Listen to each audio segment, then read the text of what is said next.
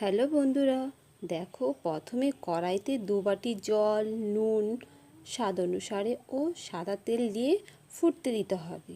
জলটি ফুটে গেলে তাতে 1 বাটি সুজি দিয়ে নাড়তে হবে। জলটা শুকিয়ে গেলে গ্যাসটা বন্ধ করে রেখে দিতে হবে 10 মিনিটের জন্য।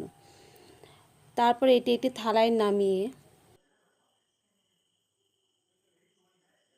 তার মতো করে মেখে নিতে হবে। তারপর এতে ছোট ছোট বলের মতো তৈরি করে নিতে হবে।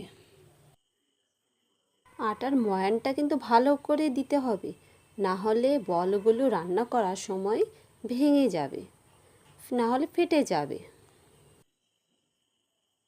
বলের সাইজগুলো তোমরা নিজেদের খুশি মতো ছোট বড় করে নিতে পারো। দেখো আমার এখানে সব বল রেডি করা হয়ে গিয়েছে।